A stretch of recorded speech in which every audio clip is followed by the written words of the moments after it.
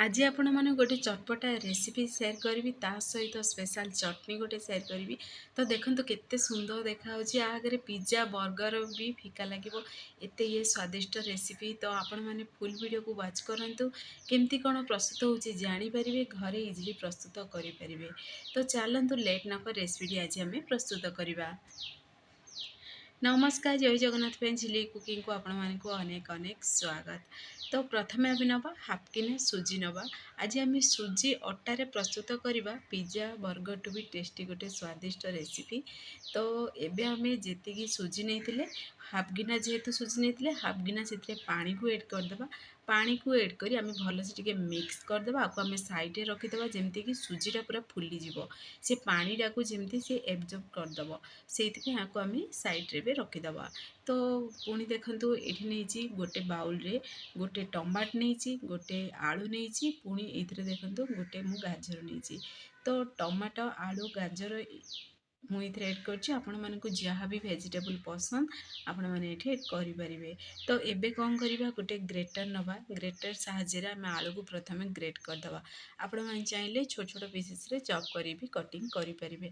तो ये देखो मो आलू गाजर को ग्रेट कर सारी पुणी आम ये टमाट को भी छोट छोट पीसेस रे कटिंग कर एड करदे।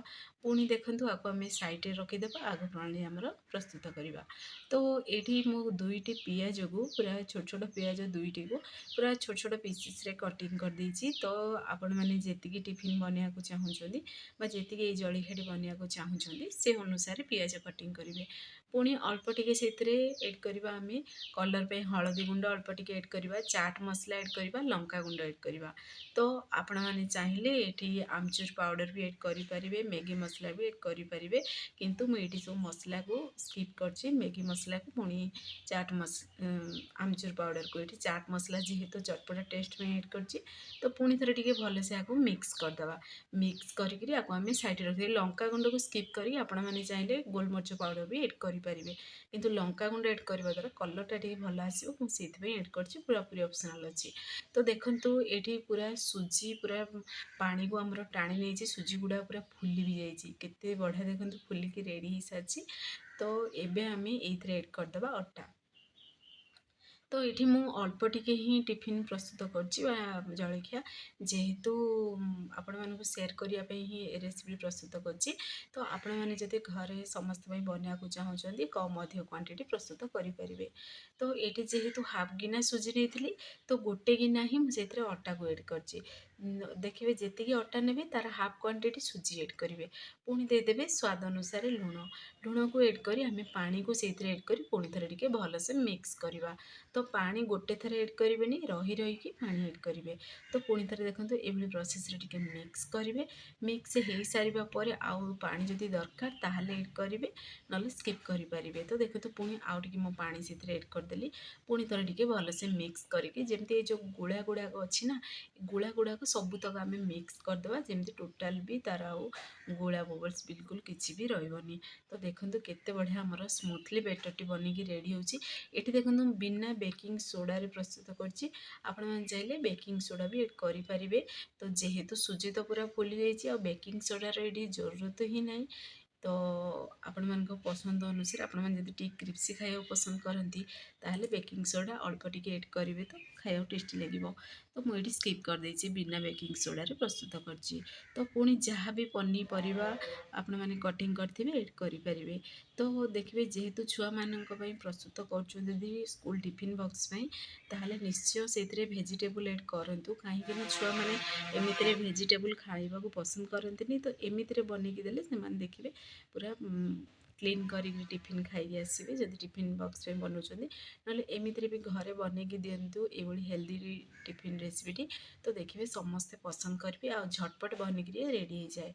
तो पुणी थे भलसे मिक्स करदे। ये मसला देखो मुझे घर बेसिक मसला हलदी गुंड नहीं हाफ चामच अल्प टिके ही लंका गुंड नहीं हाफ चामच गरम मसला नहीं हाफ चामच मुझे अल्प अल्प ही सब मसलार क्वांटिटी देती। आपण मैंने जदि मसला ଖାଇବାକୁ ପସନ୍ଦ କରନ୍ତି ଅଧିକା ତାହେଲେ ଏଠି କରିପାରିବେ।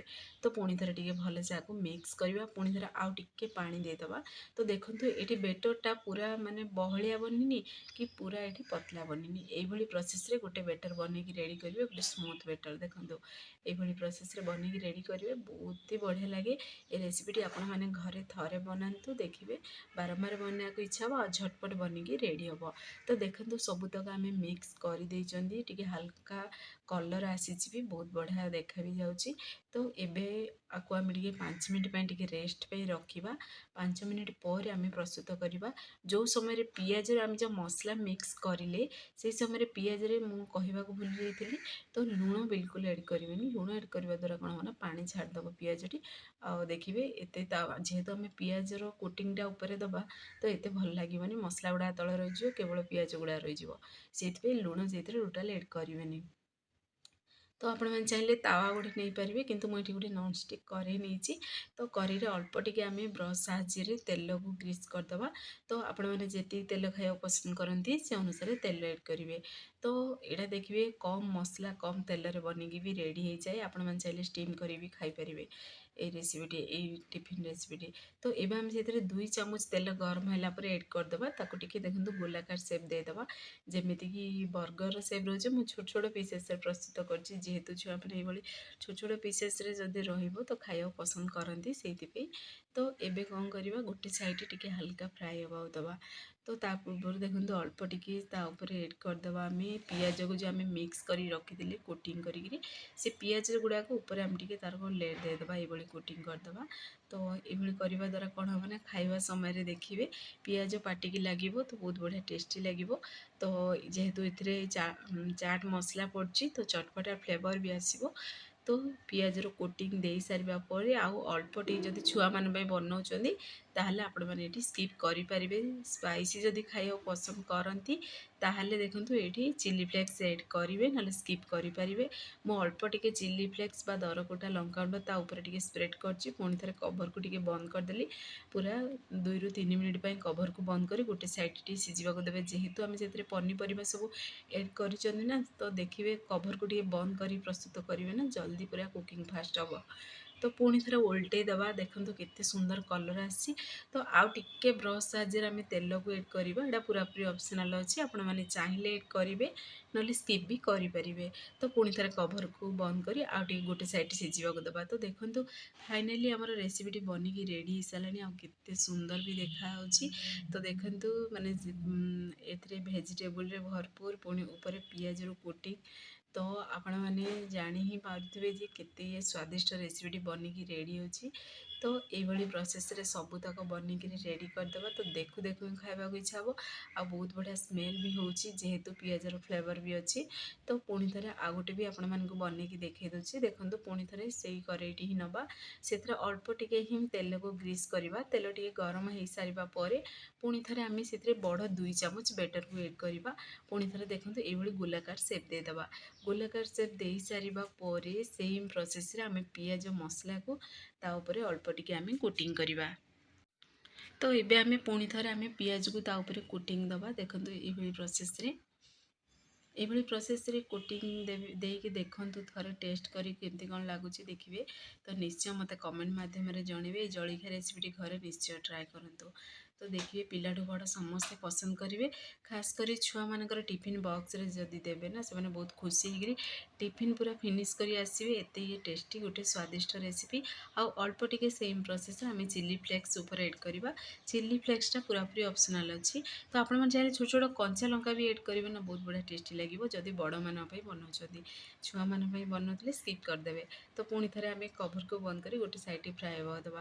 ଗୋଟେ ସାଇଡ଼୍ ଟିକେ ସିଝିକିରି ଆମର ଗୋଲ୍ଡେନ୍ କଲର୍ ହେଇସାରିବା ପରେ ପୁଣି ଥରେ ଟିକେ ଓଲଟେଇ ଦେବା।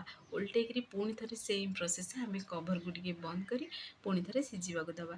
ଫ୍ରେଣ୍ଡସ୍, ଆପଣମାନଙ୍କୁ ଯଦି ଏ ଭିଡ଼ିଓଟି ମୋର ପସନ୍ଦ ଆସିବ, ସାଙ୍ଗମାନଙ୍କୁ ସେୟାର କରନ୍ତୁ, ଲାଇକ୍ କରନ୍ତୁ।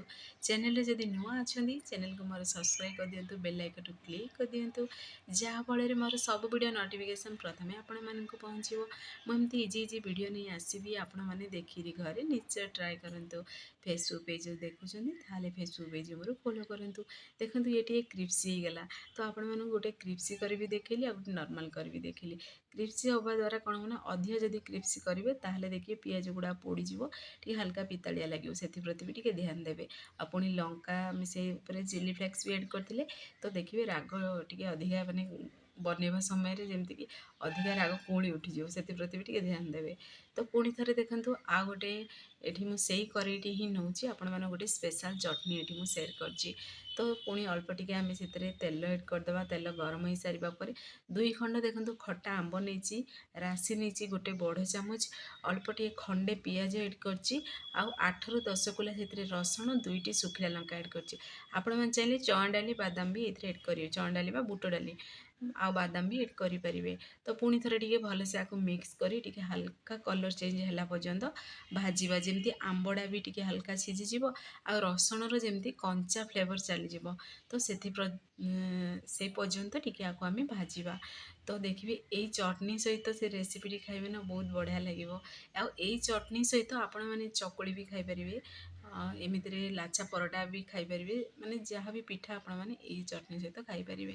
ତ ଦେଖନ୍ତୁ ଫାଇନାଲି ଆମର ରେସିପିଟି ବନିକି ରେଡ଼ି ହେଇସାରିଛି, ତା ସହିତ ସ୍ପେଶାଲ୍ ଚଟନି। ତ ଆପଣମାନେ ଘରେ ନିଶ୍ଚୟ ଟ୍ରାଏ କରନ୍ତୁ। କେମିତି ଲାଗିଲା କ'ଣ ମୋତେ ନିଶ୍ଚୟ ଆପଣମାନଙ୍କର ଅନୁଭବ ମୋ ସହିତ ସେୟାର କରନ୍ତୁ। ତ କମେଣ୍ଟ କରିବାକୁ ଜମାରୁ ଭୁଲନ୍ତୁନି। ଫାଇନାଲ୍ ରେସିପି ପ୍ରସ୍ତୁତ ହେଇସାରିଲା, ତ ସେ ପର୍ଯ୍ୟନ୍ତ ରହୁଛି। ପୁଣି ଏକ ନୂଆ ରେସିପି ନେଇ ଆସିବି। ନମସ୍କାର, ଜୟ ଜଗନ୍ନାଥ।